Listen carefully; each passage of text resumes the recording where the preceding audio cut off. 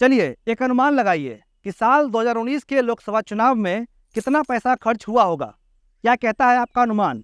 आपका अनुमान जो कुछ भी कहे, लेकिन एक आंकड़ा है जो ये कहता है कि 2.5 महीने तक चले 2019 के लोकसभा चुनाव में 60,000 करोड़ रुपया खर्च किया गया था।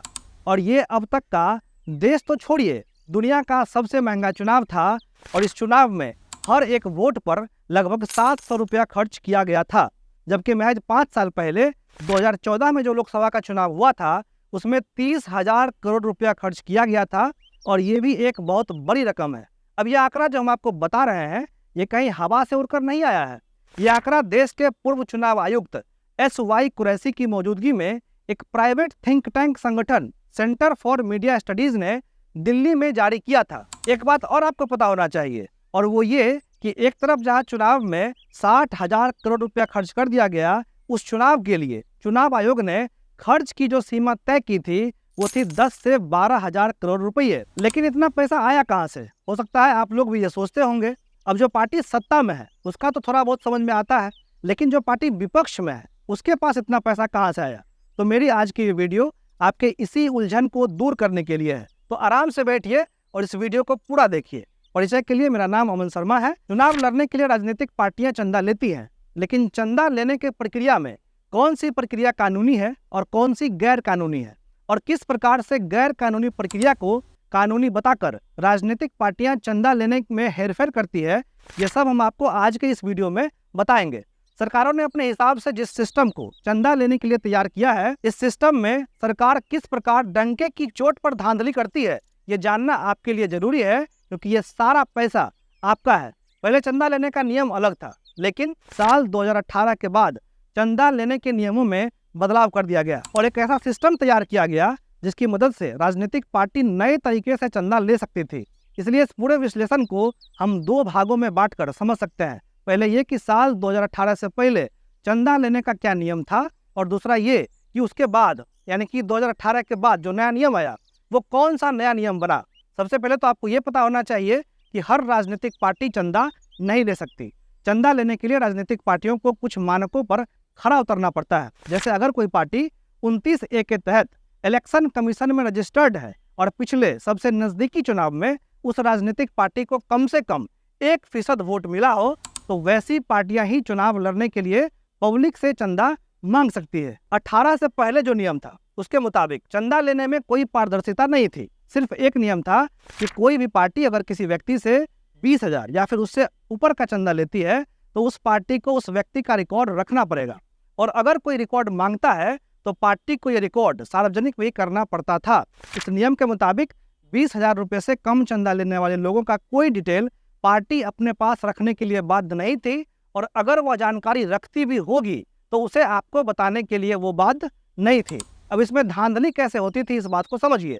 फिर हम लोग 18 के बाद वाले नए नियम पर आएंगे। 18 से पहले पार्टियां धांधली करने के लिए ये कहती थी कि उन्हें जितना भी चंदा मिला है उसमें से अधिकतम का चंदा उनको 20,000 से कम की रकम में मिली है, ताकि उन्हें रिकॉर्ड दिखाना ना पड़े। अब हजारों करोड़ का चंदा लेकर ये राजनीतिक पार्टियां ये दिखा देती थी कि इनमें से अधिकतर चंदा जो उनको मिला है वो 20,000 से कम है, और इस हिसाब से राजनीतिक पार्टियां बड़ी बड़ी कंपनियों और कॉरपोरेट हाउस से मिलने वाले चंदे को छुपा लेती थी, और इस हिसाब से काले धन का सर्कुलेशन भी बड़े आराम से चल रहा था। ये कंपनियां बड़ी आसानी से बड़ी संख्या में काला धन पार्टियों को डोनेट करते थे और पैसों के दबाव के अंदर सरकार के निर्णय को भी प्रभावित किया करते थे, ताकि सरकार जो नियम कानून ला रही है वो उनके हक में बनाया जा सके। हालांकि इससे सरकार या फिर किसी राजनीतिक दल को कोई नुकसान नहीं था, लेकिन वित्त वर्ष 2017-18 में बजट जब आया था तो तत्कालीन वित्त मंत्री अरुण जेटली ने एक नया नियम लाया, और वो नया नियम ये था कि अब इलेक्टोरल बॉन्ड के माध्यम से चंदा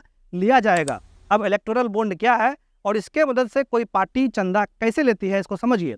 इलेक्टोरल बॉन्ड ठीक वैसा ही होता है जैसा अभी आप देख रहे हैं। जिस तरीके से स्टाम्प पेपर का अलग अलग दाम होता है, उसी प्रकार से इलेक्टोरल बॉन्ड का भी अलग अलग दाम होता है। ये 1,000, 10,000, 1 लाख, 10 लाख और 1 करोड़ के मल्टीपल में होता है, और जितने के मल्टीपल में ये होता है उसका उतना दाम होता है। इस इलेक्टोरल बॉन्ड को बेचने के लिए सिर्फ स्टेट बैंक ऑफ इंडिया को ही अधिकार दिया गया है, और हर राज्य का एक ऑथराइज्ड ब्रांच है जहां से आप जाकर इलेक्टोरल बॉन्ड खरीद सकते हैं, और आप अपनी मनपसंद पार्टी को उससे चंदा दे पाएंगे। अब जितना का इलेक्टोरल बॉन्ड आप खरीदेंगे उतना पैसा आपको डिजिटल पेमेंट या फिर चेक के माध्यम से बैंक को भुगतान करना पड़ेगा।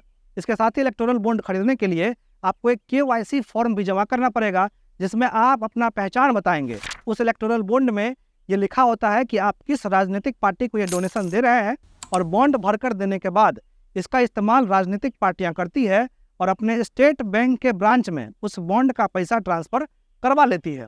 या आपको ये बता दें कि बॉन्ड का पैसा आपको कैश नहीं देना है, और पार्टी जब बॉन्ड का अपना पैसा निकालती है तो वह भी उसे कैश में नहीं निकाल सकती। यह सिर्फ SBI के किसी खाते में ट्रांसफर होगा और उसके बाद ही उस पैसे का इस्तेमाल हो सकता है। बॉन्ड खरीदने के बाद 15 दिन का समय होता है जिसमें आप इसका इस्तेमाल कर सकते हैं, और बॉन्ड का पेमेंट होने के बाद राजनीतिक पार्टियों के पास 10 दिन का समय होता है ताकि वो उस पैसे को कैश में तबादला करवा सके। अब इस बॉन्ड को खरीदने का समय भी फिक्स है। ऐसा नहीं है कि आप साल में जब मन आया तब आप पार्टी को डोनेशन दे सकते हैं।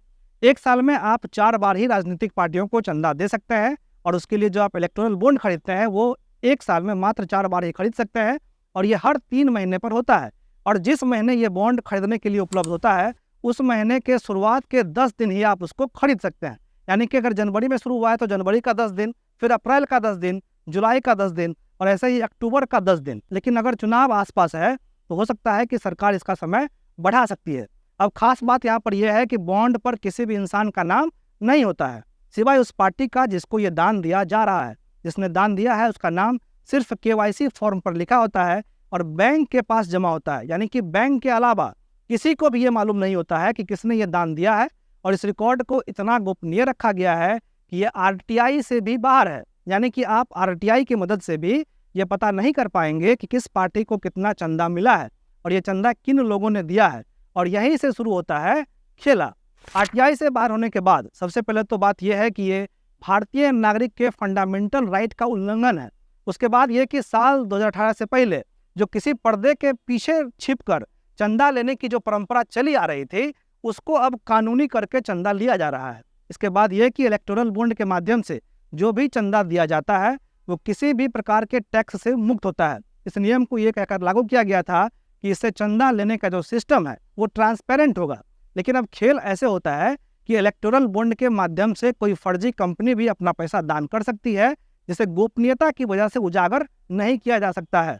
और किसी भी दूसरे स्थिति में यह पार्टी आसानी से ये कह सकती है कि जो भी चंदा उस पार्टी को मिला है वो उसे 2000 से कम रकम के रूप में मिली है, क्योंकि नए सिस्टम का जो प्रावधान है उसमें यह है कि अगर 2000 से कम का चंदा आता है तो उसका रिकॉर्ड रखना जरूरी नहीं है। अब अगर पिछले बार के बिहार विधानसभा चुनाव की बात की जाए जो 2020 के अक्टूबर से लेकर नवंबर के बीच में हुआ था, तो 19 से लेकर 28 अक्टूबर के बीच 282.29 करोड़ का बॉन्ड बिका था, जिसमें 279 बॉन्ड 1 करोड़ का था, और इसमें भी 130 बॉन्ड सिर्फ मुंबई में बिका था, 60 चेन्नई में बिका, 35 कोलकाता में, 20 हैदराबाद में, 17 भुवनेश्वर में और 11 नई दिल्ली में।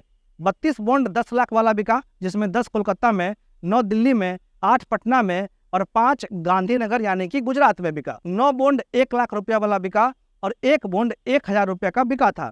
और मजेदार बात यह है कि बाकी बॉन्ड का पैसा तो निकाल लिया गया, लेकिन जो 1000 वाला बॉन्ड था उस पैसे को नहीं निकाला गया। उसके बाद उसे प्राइम मिनिस्टर के रिलीफ फंड में जमा करवा दिया गया। 18 में जो इलेक्टोरल बॉन्ड से चंदा लेने का नया कानून आया, और फायदे की बात की जाए तो 2019 के लोकसभा चुनाव में बीजेपी को इसका सबसे तगड़ा फायदा मिला। कुल 6000 करोड़ का चंदा राजनीतिक पार्टियों को इस माध्यम से मिला था, जिसमें सबसे ज्यादा बीजेपी को 2410 करोड़ का चंदा मिला था, जिसमें 95% से ज्यादा इस नए स्कीम से बीजेपी को चंदा मिला था। यानी कि जिस पार्टी ने इस स्कीम को लागू किया उसे उसका सबसे अधिक लाभ मिला। तो ये था पूरा मामला। कुल मिलाकर बात यह है कि पार्टी पहले भी चंदा ले रही थी, पार्टी अभी भी चंदा ले रही है, लेकिन अब चंदा कानूनी तौर पर लिया जा रहा है और उसे कानून के आड़ में गैर कानूनी तरीके से आने वाले चंदे को छिपा लिया जा रहा है। क्योंकि जब चंदा सिर्फ 6000 करोड़ का ही आया तो उस साल के लोकसभा चुनाव में 60,000 करोड़ का खर्च कहां से हो गया। खैर, हमारे देश में रह रहकर इलेक्टोरल बॉन्ड से लिए जाने वाले चंदे को लेकर बवाल भी होता रहा है, और यहाँ तक कि सुप्रीम कोर्ट में भी कई सालों से ये मामला लगातार चल रहा है। अभी पिछले साल 1 नवंबर को ही सुप्रीम कोर्ट में सुनवाई भी हुई थी, लेकिन पूरी सुनवाई के बाद फैसला सुरक्षित रख लिया गया। यानी अब तक ऐसा कुछ संतोषजनक निष्कर्ष नहीं निकला है। आगे क्या होता है इसका पता तो आने वाले समय में ही चलेगा। फिलहाल इस वीडियो में इतना ही। वीडियो अच्छा लगा हो तो फॉलो कर लीजिएगा। बहुत बहुत धन्यवाद।